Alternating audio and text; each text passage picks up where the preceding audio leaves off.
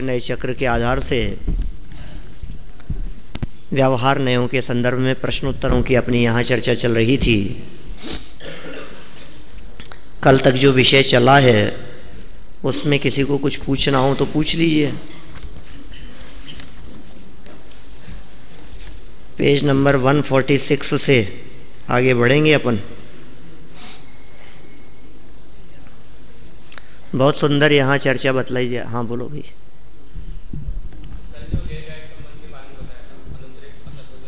हाँ नहीं है ना उसमें उपचरित असद्भुत व्यवहार में।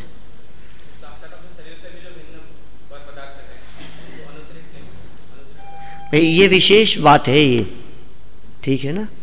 ज्ञेय ज्ञायक संबंध के संदर्भ में ये विशिष्ट बात आप लोगों को ध्यान रखनी है कि ज्ञेय ज्ञायक संबंध डायरेक्ट संबंध होने के कारण शरीर निरपेक्ष संबंध है। वो सर्वज्ञ परमात्मा भी लोकालोक को जान रहे हैं तो शरीर के सहयोग के बिना जान रहे हैं, और जिनसे डायरेक्ट संबंध हो वह अनुपचरित सद्भुत व्यवहारने का विषय है, अनुपचरित असद्भुत व्यवहारने का विषय है।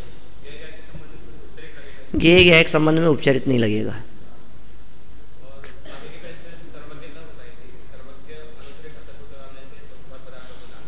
हाँ सर्वज्ञ परमात्मा जानते हैं लोकालोक को, ऐसा हम लोग कहें तो हमारे उस कहने में या हमारे उस जानने में अनुपचरित असद्भुत व्यवहार नहीं लगेगा। हाँ ना, सर्वज्ञ परमात्मा के तो नए होते नहीं हैं, केवल ज्ञान में तो नए होते नहीं हैं, नए तो छद्मस्त के ही होते हैं। तो जब हम अरहंतों की चर्चा करें, हम कहें अरहंत परमात्मा परम औदारिक शरीर वाले होते हैं, तो बोलो कौन से नए का विषय है? अनुपचरित असद्भुत व्यवहार नए का विषय है। शरीर और अरहंत परमात्मा इन दोनों को मिला के कथन कर रहे हैं, अनुपचरित असद्भुत व्यवहार नए होगा। तो अरहंतों के अनुपचरित असद्भुत व्यवहार नहीं कह रहे हैं क्या? कि नहीं नहीं, अरहंतों को देखने वाला हमारा दृष्टिकोण वो नए है।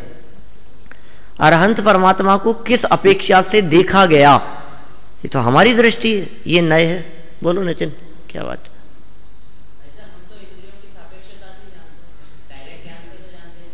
हाँ तो भी लेकिन ज्ञेय को जो जानना है ना, वो ज्ञेय ज्ञायक संबंध उसी के अंतर्गत लिया। यदि इंद्रियों की सापेक्षता का कथन करेंगे तो फिर उपचरित असद्भुत व्यवहार में ले लेंगे। नहीं ऐसा थोड़ी ना है।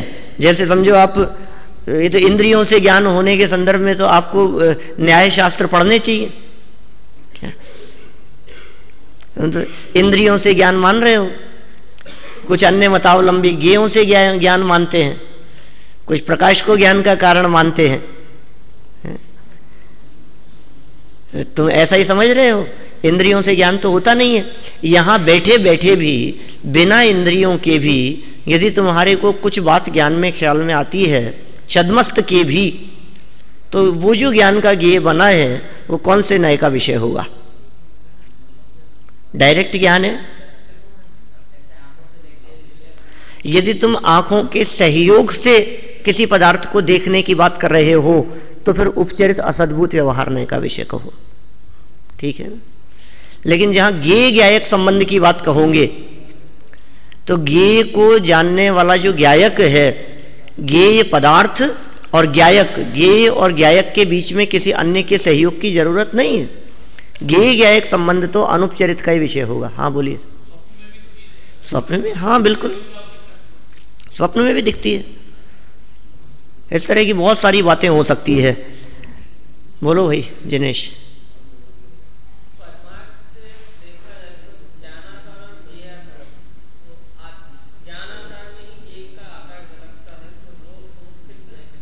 वही अनुपचरित असद्भुत व्यवहार ने,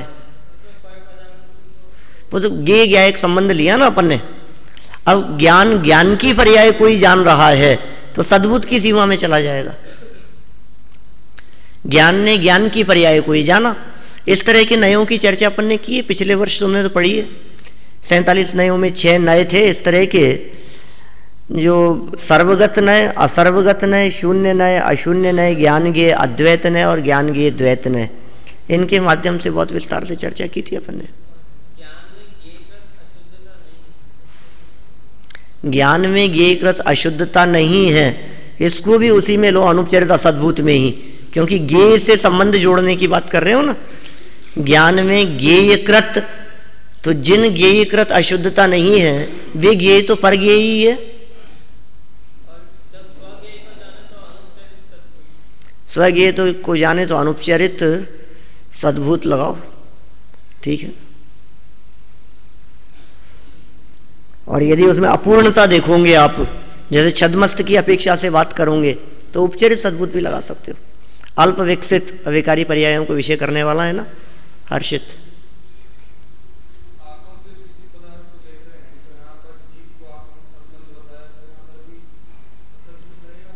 असद्भूत लगेगा?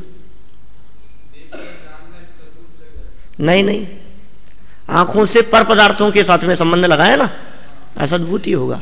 और असद्भूत में भी उपचरित असद्भूत होगा, क्योंकि पहले तो आंखों के साथ में संबंध, मैं अपनी आंखों से हर्षित को देख रहा हूं, क्या? तो पहले तो आंखों को अपना कहना, मैं अपनी आंखों से, यह अनुपचरित असद्भूत, और हर्षित को देख रहा हूं, यह उपचरित असद्भूत। एक ही वाक्य में कई नए लग सकते हैं, आधा वाक्य अलग नए का विषय हुआ और उसके आगे का आधा वाक्य अलग नए का विषय हुआ, ऐसा है।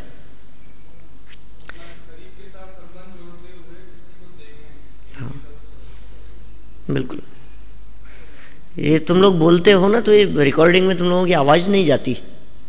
राजेंद्र जी, कुछ ऐसी व्यवस्था हो सकती है जो कोडलेस दिया जा सके यहाँ विद्यार्थियों को बोलते समय?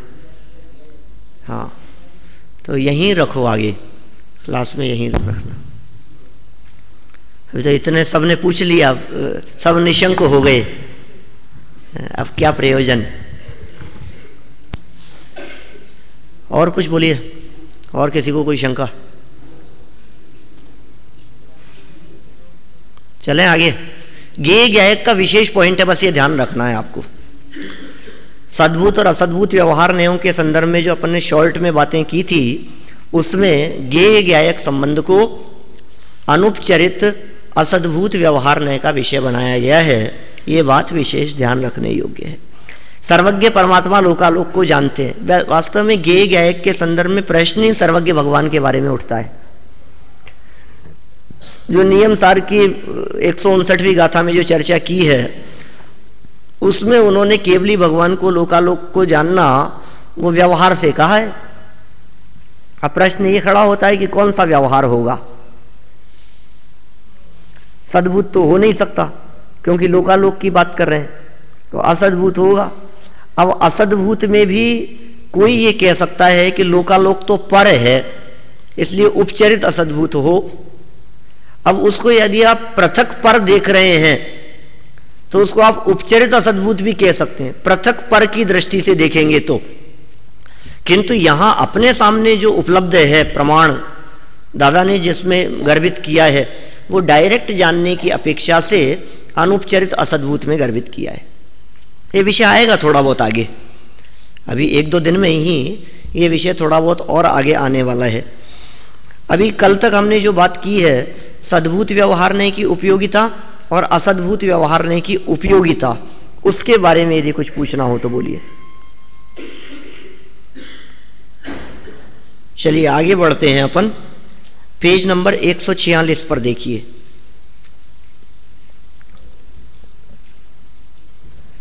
वेद विज्ञान की सिद्धि करने की अपेक्षा से बात चल रही थी। मैं पिछली बात को यदि थोड़ा बहुत आपको दोहराऊं तो ये कह सकता हूं, उपचरित असद्भूत व्यवहारने का विषय जगत के पदार्थ नहीं है। उपचरित असद्भूत व्यवहारने का विषय हमारे पुण्य पाप कर्म के उदय से मिले हुए हमारे 9 कर्म हैं। ठीक है, जो हमें मिले हैं, हमारे पुण्य पाप कर्म के उदय से मिले हैं, उनका कर्ता धर्ता हमारे को कहना। अभी आपसे ये पूछे कि आप कहाँ रहते हो, और आप ये कहो कि मैं टोडरमल स्मारक जयपुर में रहता हूं, तो उपचरित असद्भूत व्यवहारने का विषय। और आपसे पूछे कहाँ रहते हैं और आप इसका जवाब ये दो कि मैं जोधपुर में रहता हूं। अब जोधपुर का आपसे दूर दूर का कोई संबंध नहीं है और आपने जोधपुर शब्द का प्रयोग किया, तो कौन सा नय होगा? कि नय नहीं है, झूठ है, असत्य प्रतिपादन है। असत्य प्रतिपादन कभी भी नए का विषय नहीं होंगे, क्योंकि नए सम्यक ज्ञानी के होते हैं, नए मिथ्या ज्ञानी के नहीं होते। झूठों के नए थोड़ी ना होंगे, नए तो सच्चे ज्ञान का भेद है, सम्यक ज्ञान का भेद है नरेश, ठीक है ना बात। सम्यक ज्ञानी जो कोई भी बात कह रहा है वो सच है, जो बात कही जा रही है वो सत्य होनी चाहिए।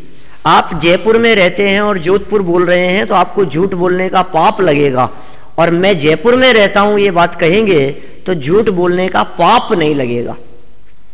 जिन कथनों में झूठ बोलने का पाप लगे वो सब असत्य, और जिन कथनों को कहने पर झूठ बोलने का पाप न लगे वो सब व्यवहार नय के विषय। शरीर मेरा है, कोट मेरा है, रजिस्टर मेरा है, ठीक है ना, आंखें मेरी है, मेरी आंखें थोड़ी खराब हो गई, मेरे को कान से कम सुनाई देता है, ठीक है ना, मेरे दांत में दर्द हो रहा है। तो ये जो भी कथन होंगे इस तरह के, ये सब असद्भुत व्यवहार नहीं के विषय होंगे, झूठ नहीं है, दांत हमारे ही हैं। और अलग हो जाने के बाद, कल परसों ऐसा भी प्रश्न किया था किसी विद्यार्थी ने, कि अलग हो जाने के बाद उन्हें अपना कहना, जैसे दांत टूट करके अलग हो गया, अब पृथक क्षेत्र में रखा है, और हम कहें कि ये मेरा दांत है, ये मेरे बाल हैं, कटिंग करवाने गए और जो बालों का ढेर लगा था कटने के बाद आपने कहा कि ये मेरे बाल हैं, तो ये कौन से नए का विषय होगा कि पृथक भिन्न क्षेत्रवर्ती होने से उसको उपचरित असद्भुत व्यवहार नहीं मिलेंगे। और जब तक बाल, नाखून, दांत ये हमारे शरीर का अंग है, शरीर का पार्ट है, तब तक उसे अनुपचरित असद्भुत व्यवहार नहीं मिलेंगे। भाई देखिए, नए लगाते समय आप क्या देख रहे हैं यह आपके ऊपर निर्भर करता है। इसलिए प्रत्येक व्यक्ति का नए अपना अपना है, क्योंकि प्रत्येक व्यक्ति का दृष्टिकोण अपना अपना है उस पदार्थ को देखने संबंध में। पदार्थ में नए नहीं होते, नए तो दृष्टिकोण में है, और दृष्टिकोण अपना अपना, हर व्यक्ति का अपना दृष्टिकोण है, आप उसे कैसा देख रहे हो। हाँ, अब आपके उस दृष्टिकोण के संदर्भ में यहां कुछ क्राइटेरिया बना दिया गया। यदि आपका वो दृष्टिकोण भिन्न पदार्थों के साथ में अपनापन कहने संबंधी, उनके कर्तृत्व संबंधी, उनके भोगने के बारे में, उनके त्यागने के बारे में, उनके ग्रहण करने के बारे में, मैं भिन्न पदार्थों का कर्ता धरता हूं इत्यादि बातों के संदर्भ में यदि आपका कोई कथन, आपका कोई दृष्टिकोण दिखाई दे रहा है तो उसे उपचरित असद्भुत व्यवहार नय की विषय सीमा में शामिल किया है। और एक क्षेत्रावगा संबंध रखने वाले शरीर और द्रव्य कर्म, और इसके साथ साथ में एक पॉइंट और जोड़ दिया गया नया, ज्ञेय ज्ञायक संबंध, इनको विषय करने वाला अनुपचरित असद्भुत व्यवहार नय है। ठीक है, अनुपचरित असद्भुत व्यवहार नय की उपयोगिता क्या है, बोलो। अनुपचरित असद्भुत व्यवहार नय की उपयोगिता, अणुव्रत महाव्रत आदि की सिद्धि के लिए, अहिंसात्मक आचरण की सिद्धि के लिए, ठीक है ना, ये उपयोगिता है इसकी, अनुपचरित असद्भुत की। और उपचरित असद्भुत की उपयोगिता बतलाएंगे तो सामान्य सदाचार की सिद्धि के लिए, ठीक है। अच्छा, अब इन नयों को भेद विज्ञान की सिद्धि में लागू करके देखो तो अपने आप को तलाशना है, आत्मा को तलाशना है। त्रिकाली ध्रुव ज्ञायक भगवान आत्मा की खोज कहां करें हम, तो कहा देखो भैया, जिन पदार्थों से तुम्हारा किसी प्रकार का कोई लेना देना नहीं है वहां तुम्हारे को आत्मा मिलेगा भी नहीं। इस तरह से जो पदार्थ हमारे को हमारे अनुकूल प्रतिकूल संयोग रूप से प्राप्त हुए हैं उनमें ही आत्मा को खोजने की बात कहने वाला उपचरित असद्भुत व्यवहार नय है। उसने तीन लोक और अलोक संबंधी समस्त पदार्थों से दृष्टि हटाकर अपने उदयजन्य पदार्थों में दृष्टि को सीमित कर दिया। तो लोकालोक के समस्त पदार्थों से भेद विज्ञान कराया और इस विषय तक कि भाई ये हमारे नौकर में है, यहां तक दृष्टि को सीमित किया। तो इतना बड़ा काम तो इसने किया ही है। आखिर अनंतानंत पदार्थों से भेद विज्ञान कराकर इतने लिमिटेड पदार्थों में हमारी खोज को सीमित करा देने का काम, ये बहुत बड़ा काम हो गया। किस संबंध में? उपचरित असद्भूत व्यवहार नय के संदर्भ में। अब इसके आगे बढ़े तो अनुपचरित असद्भूत व्यवहार नय ने हमारे भेद विज्ञान को और अधिक दृढ़ किया और थोड़ा सा अंतरंग दृष्टि में गए, या समझिए और अधिक हमारी विषय को सीमित कर दिया और हमारी खोज को संक्षिप्त कर दिया, या हमारी खोज को और अधिक आसान कर दिया। अभी तक जो दृष्टि नौ कर्म तक जा रही थी, अब वो दृष्टि सिर्फ शरीर तक सीमित हो गई। आपको ज्ञायक आत्मा की खोज करने के लिए पर पदार्थों को देखने की जरूरत नहीं है, अपने शरीर के भीतर ही आप आत्मा की खोज करें, आपको आत्मा मिलेगा। अनुपचरित असद्भूत व्यवहार ने, समझ में आ रही है बात? इस तरह से असद्भूत व्यवहार नय, ये दोनों नय यद्यपि पर पदार्थों के साथ में संबंध बताने की बात करते हैं, हमारे द्रव्य क्षेत्र काल भाव से भिन्न भिन्न प्रदेशी, जिनके प्रदेश भिन्न हैं, ऐसी वस्तुओं के साथ में भले ही संबंध बतला रहे हों, तथापि भेद विज्ञान की सिद्धि करने वाले हैं। देखिए इसी बात को और आगे बढ़ाते हैं।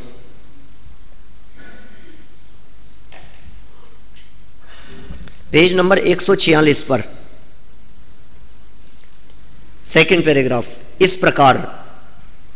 इस प्रकार नौकर्म या देह में, नौकर्म उपचरित, ठीक है ना, उपचरित असद्भूत, देह अनुपचरित असद्भूत, तो इस प्रकार नौकर्म या देह में, ये दो शब्द दिए, इन दो शब्दों से सीधा सीधा सा अर्थ क्या निकला कि यहां जो चर्चा की जा रही है, ये चर्चा असद्भूत व्यवहार नय के बारे में की जा रही है।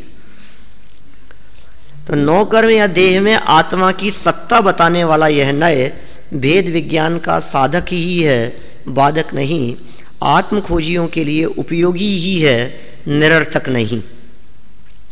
लोक में अपने आत्मा से भिन्न जितने भी पदार्थ हैं, उनमें अपने और पराये का भेद डालने वाले इन नयों के आधार पर ही स्वस्त्री परिस्त्री, स्वधन परधन, ये भेद कैसे होगा? मेरी जेब में जो धन है वो मेरा है और आपकी जेब में जो है वो मेरा नहीं है। आखिर इसका बंटवारा कैसे किया? हमारी अलमारी में जो रखा है वो हमारा है, आपकी में रखा है वो आपका है। हमारे बैंक में जो बैलेंस है वो हमारा है और आपके बैंक अकाउंट में जो बैलेंस है वो आपका है। आखिर ये बंटवारा कैसे किया गया? इन्हीं नयों के आधार पर किया है।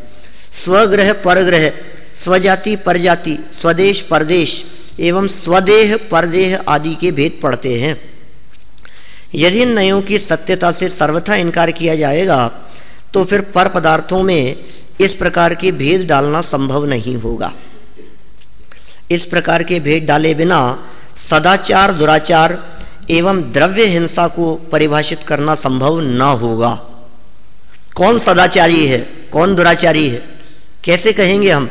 जिसने अपनी चेष्टाओं को अपनी मर्यादाओं से बाहर निकालने की कोशिश की, अनधिकृत चेष्टा जिसने की, वो दुराचारी हो जाएगा।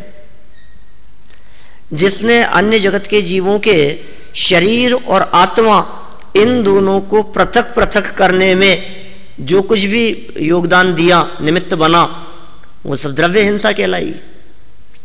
प्रमत्त योगात प्राण व्यपरोपणम हिंसा, ये हिंसा की व्याख्या है। सरवार सिद्धि में पढ़ेंगे अपन, चली रही है चर्चा, आ जाएगी थोड़े दिन में। तो इनको परिभाषित करना संभव नहीं होगा, क्योंकि परस्त्री की लंपटता ही व्यभिचार है और बिना अनुमति के परधन का ग्रहण ही चोरी है, तथा देह रूप प्राणों का घात ही द्रव्य हिंसा है, प्राण व्यपरोपणम हिंसा। जब पर पदार्थों में स्वपर का विभाग ही नहीं होगा, ऐसी स्थिति में गृहस्थ धर्म और अणुव्रतों की व्यवस्था कैसे बनेगी? क्योंकि अणुव्रतों के पालन में गृहस्थ धर्मानुकूल विवाहित स्व स्त्री को छोड़कर अन्य समस्त पर स्त्रियों के सेवन का त्यागी होता है। यह अणुव्रत है, कैसे बनेंगे? प्रश्न ऐसा उठाया था, अणुव्रत और महाव्रत आदि काल्पनिक ठहरेंगे, ऐसा प्रश्न किया था कल। उस प्रश्न का समाधान है, न्यायोपात्त धन को परिमाण पूर्वक रखकर शेष धन का त्यागी होता है। एवं त्रस जीवों की हिंसा का भी त्यागी होता है। ये सब अणुव्रति की चर्चा है। अणुव्रति त्रस हिंसा का त्यागी है। अणुव्रति अपने घर को छोड़कर पर घर का की तरफ लक्ष्य नहीं करता, परिमाण पूर्वक धन को रखता है। अणुव्रति है, धर्मात्मा है, पैसा रखता है, वैभव रखता है, घर में रहता है, गाड़ी रखता है, बंगले में रहता है, और उसके बावजूद भी वो धर्मात्मा है। लेकिन दूसरे की जमीन पर अधिकार करे तो पापी है, अपराधी है। दूसरे के मकान को अपना मकान कहे तो, जमीन मकान आदि का सौदा करता हो, बिजनेस करता हो, कोई बाधा नहीं है। लेकिन किसी और के मकान के बारे में ये कहे कि ये मेरा था, ये अभी थोड़े दिन पहले ही निकाला है मैंने, अपने व्यापार को बढ़ाने के लिए ऐसे झूठी सच्ची बात कहे, अणुव्रति नहीं हो सकता। ऐसा भेद विज्ञान तो करना ही पड़ेगा। देखिए, इसी प्रकार ईरिया समिति आदि समितियों में भी जीवों के प्राणों की रक्षा ही विवक्षित होती है। शरीरधारी प्राणियों के शरीर आदि के घात को जीव हिंसा कहने वाले अनुपचरित असद्भुत व्यवहार नय को कथनचित भी सत्यार्थ स्वीकार नहीं किया जाएगा, तो फिर मुनि धर्म के संदर्भ में प्रतिपादित ईर्यादि समितियों की चर्चा भी असंगत हो जाएगी। 5 समितियों की चर्चा असंगत हो जाएगी। क्यों 4 हाथ जमीन देख करके चलते हैं मुनिराज? ईर्या समिति, भाषा समिति, हित में प्रिय वचन क्यों बोलते हैं? ऐशना समिति, बोलो 46 दोष 32 अंतराय टाल करके आहार ग्रहण करना। आदान निक्षेपण समिति, लकी के धरे लकी के गहे, देख करके पीछे कमंडल आदि पदार्थों को उठाना और धरना। प्रतिष्ठापन समिति, निर्जंतु थान विलोकितन मलमूत्र श्लेषम परिहरे। कैसे लागू होगी ये सब बातें बताओ? इन सब में एकमात्र दया, करुणा, जीवों की हिंसा न हो, उनके द्रव्य प्राणों का घात न हो, यही तो प्रमुख है। ये सब असंगत हो जाएंगे। अणुव्रतादि रूप गृहस्थ धर्म एवं महाव्रतादि रूप मुनि धर्म के प्रतिपादक चरणानुयोग का मूल आधार एक प्रकार से यह असद्भूत व्यवहार नहीं ही है। देखो कितनी सुंदर बात कह दी। अणुव्रत महाव्रतों का आधार और चरणानुयोग का आधार, माने असद्भुत व्यवहार नहीं की उपयोगिता यदि आपसे पूछी जाए तो आप उसकी उपयोगिता बतलाते समय एक यह बात भी कह सकते हैं कि असद्भुत व्यवहार नहीं को न मानने पर चरणानुयोग को के लोप का प्रसंग प्राप्त होगा। चरणानुयोग सिद्ध नहीं कर पाएंगे हम। कितना सुंदर पॉइंट है। इस तरह से पॉइंट बना करके आप लोग याद करेंगे तो आप अच्छे से जवाब दे पाएंगे परीक्षा में पूछे जाने पर। उपयोगी तो है ही।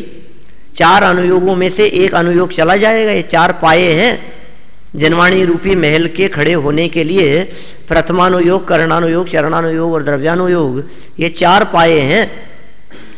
एक पिलर यदि गिर गया चरणानुयोग वाला तो एक पिलर नहीं गिरेगा, पूरा महल ही गिर गया, समझिए। ऐसा थोड़ी ना कि अकेला वो ही गया है। और न केवल चरणानुयोग, प्रथमानुयोग की चर्चा ही नहीं कर पाओगे आप। देखो आगे बतला रहे हैं सारी बात। चरणानुयोग भी सिद्ध नहीं होगा, प्रथमानुयोग भी सिद्ध नहीं होगा, और करणानुयोग का क्या होगा जो कर्म की चर्चा करता है? वो भी तो असद्भुत व्यवहार नहीं की बात करता है। सभी कुछ चला जाएगा। देखिए, यद्यपि परमार्थ तो यही कहता है कि स्त्री पुत्रादि मकान जायदाद नगर और देश अपने नहीं हैं, शरीर भी अपना नहीं है। गहराई से विचार करने पर यह बात पूर्णतः सत्य भी प्रतीत होती है परमार्थ से।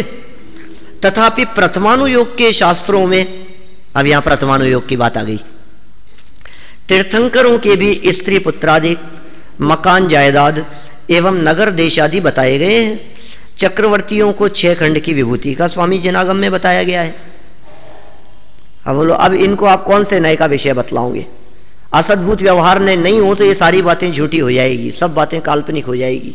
प्रथमानुयोग का कथन नहीं कर पाओगे आप। ऋषभदेव ने 2 शादियां की थी, नंदा सुनंदा ऋषभदेव की पत्नियां थी, ये कथन प्रथमानुयोग का ही तो है। भरत बाहुबली ऋषभदेव के बेटे थे, ये प्रथमानुयोग का ही तो कथन है। ऐसे देखिए कुछ एग्जाम्पल दिए हैं यहाँ नीचे, यही बातें कही है। प्रथम तीर्थंकर ऋषभदेव को अयोध्यापति राजा नाभिराय एवं मरुदेवी का पुत्र, बोलो कौन से नय का विषय? उपचरित असद्भुत व्यवहार नय का विषय। नंदा सुनंदा का पति, ये भी उपचरित असद्भुत व्यवहार नय का विषय। भरत चक्रवर्ती और बाहुबली आदि का पिता तथा अयोध्या का अधिपति कहना उपचरित असद्भुत व्यवहार नय का ही प्रतिपादन है। ठीक है, अब ये ऋषभदेव के बारे में बतलाई है, आप पार्श्वनाथ के बारे में लगा सकते हो, महावीर स्वामी के बारे में लगा सकते हो, किसी के भी बारे में बात करो। नेमिनाथ स्वामी विवाह करने के लिए बारात लेकर के कहां पहुंचे? जूनागढ़। पूरे कथन में उपचरित असद्भुत व्यवहार ने लागू होता है। जूनागढ़ के साथ में संबंध, राजुल के साथ में संबंध, देवादि प्रसंग, बारात, ये सब उपचरित असद्भुत व्यवहार नहीं के विषय। नेमिनाथ स्वामी की बारात में 56 करोड़ बाराती थे,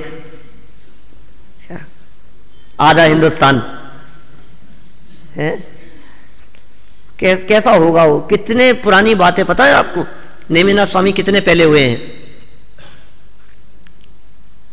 बहुत पुरानी घटना है, माने समझ लीजिए आप 84,000 वर्ष करीब हुए नेमिनाथ स्वामी को हुए। ये इतिहासकार जो चर्चा करते हैं उसके आधार पर हम देखें तो 6,000 वर्ष पुराना काल निकलता है करीब करीब, क्योंकि ईसा पूर्व 4,000 के आसपास का काल महाभारत का काल मानते हैं ये लोग इतिहासकार। और नेमिनाथ का काल यदि अपने आगमों की दृष्टि से देखते हैं तो लगभग 84-85 हजार वर्ष पुराना काल निकलता है नेमिनाथ भगवान का वर्तमान से। अब इतने पहले जाकर के देखो आप, मैं कहता हूं 300 साल पहले का जयपुर देखो तो जयपुर ही नहीं था। अब 300 साल पहले तो जयपुर नहीं था, सोचो आप, पौने 300 साल पहले ही तो बसाया जय सिंह ने, उससे पहले जयपुर का अस्तित्व नहीं था। मैं 300 साल पुरानी बात कर रहा हूं। 60 साल पहले की यदि बात करो तो बापू नगर ये कॉलोनियां नहीं थी कोई भी। 60 साल पहले हमारे वहां शास्त्र सभा में जो लोग आते हैं, बुजुर्ग लोग, वे लोग ये कहते हैं कि 50 साल पहले हमने ये स्थिति देखी है कि जौहरी बाजार आदि के जो ये दरवाजे हैं, सांगानेरी गेट वगैरह, ये दरवाजे बंद हो जाते थे रात को 10 बजे बाद। जंगल था बाहर, सब जंगली जानवर घुमा करते थे बाहर। 10 बजे बाद में शहर के बाहर निकलने की परमिशन नहीं थी। ये तो 50 साल पहले की घटना है। 300 साल पहले जयपुर नहीं था। अब सोचो आप 1000 साल पहले क्या होगा, और 2500 वर्ष पहले भगवान महावीर स्वामी के काल में क्या होगा, 80-85 हजार वर्ष पुरानी बात करें। ये सब उपचरित असद्भुत व्यवहार नहीं के विषय हैं, शास्त्रों के कथन हैं, प्रमाण उपलब्ध हैं अपने पास में। हाँ, वो कहाँ है कोडलेस? बोलो क्या कहना है तुम्हें, जल्दी बोलो थोड़ा सा। मेरे से भिन्न जो अन्य शरीरधारी हैं वो कौन से नय में आएंगे? मेरा तो शरीर आएगा अनुपचरित में। तुम्हारे से भिन्न शरीरधारी किसी भी नय का विषय नहीं है। नय का विषय तो संबंध बनाना होगा, नय का विषय तो उन्हें देखना होगा। आप ये बताओ, आपसे भिन्न शरीरधारियों को आपने अपने से रिलेटिव देखा, आपने उनको अपना मित्र देखा, आपने उनको अपना शत्रु देखा, तो उपचरित असद्भुत व्यवहार नय का विषय होगा। दुनिया में अनंत जीव हैं, जिन जीवों से हमारा कोई संबंध ही नहीं है, जिनसे हमारा कोई रिलेशन ही नहीं है, उनको किस नय का विषय कहेंगे? हाँ, अब उन व्यक्तियों को सिर्फ व्यक्ति मात्र देखा, सशरीरी, तो अनुपचरित असद्भुत व्यवहार नय का विषय होगा। समझ में आई बात? देखो, मैंने तुम्हारे से संबंध देखा कि ये हमारा बहुत अच्छा विद्यार्थी है अच्युतकांत, तो हमने ऐसा कथन कहा, तो हमने आपसे शिष्य का संबंध जोड़ा, हमने आपसे साधर्मी का संबंध जोड़ा, हमने आपके बारे में कहा कि आप भी हमारी जैसे ही आत्मार्थी हैं, हम सब आत्मार्थी ही तो हैं। तो ऐसा जो कथन किया, ये उपचरित असद्भुत व्यवहार नहीं का विषय है। और हमने तुम्हारे को ही देखा मात्र, अपने से संबंध नहीं जोड़ा, तुम्हें देखा हमने, देखा तुम्हारे को, और शरीर सहित देखा, और शरीर के आधार पर तुम्हारा कथन अधिक किया, अनुपचरित असद्भुत व्यवहार नहीं का विषय होगा। ठीक है? और जिनसे हमारा कोई रिलेशन नहीं है, ठीक है, उनकी हम चर्चा ही नहीं करें, वो सब गलत बात होगी, वो किसी नए का विषय नहीं होगा। देखिए इसी तरह है, उन्हें 500 धनुष की कंचन वर्ण काया वाला, वज्र वृषभ नाराज सहनन वाला, किसको? ऋषभ देव को कंचन वर्ण काया वाले थे। यहां ऋषभ देव के बारे में कह रहे हैं, तो मैं कहें कि पुष्पदंत स्वामी श्वेत वर्ण के थे। बोलो, गर्दन ऐसे मत हिलाओ, थे, सही है बात। पुष्पदंत और चंद्रप्रभ ये दोनों श्वेत वर्ण के थे, ऐसा कहना ये भी अनुपचरित असद्भुत व्यवहार का विषय। उनकी हाइट के बारे में कहना, वज्र वृषभ नाराज सैनन कहना, समचतुर संस्थान कहना, ये सब अनुपचरित असद्भुत व्यवहार का कथन है। इन दोनों ही प्रकार के असद्भुत व्यवहार नयों को सर्वथा अस्वीकार करने पर प्रथमानुयोग के सभी कथनों पर पानी फिर जाएगा। एक प्रकार से हमारा पौराणिक इतिहास ही समाप्त हो जाएगा।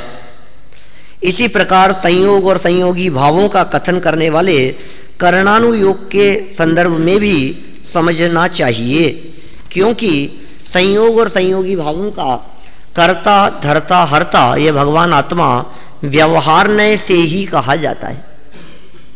संयोगों का कर्ता सद्भुत व्यवहार नय से, और संयोगी भावों का कर्ता वो सद्भुत व्यवहार नय से। ठीक है, संयोग और संयोगी भाव, एक में असद्भुत व्यवहार नय और संयोगी भावों में सद्भुत व्यवहार नय, माने व्यवहार नय से ही कर्ता कहा जाता है। असद्भुत व्यवहार नय से संयोगों का और उपचरित सद्भुत व्यवहार नय से संयोगी भावों का कर्ता हर्ता धर्ता कहा गया है।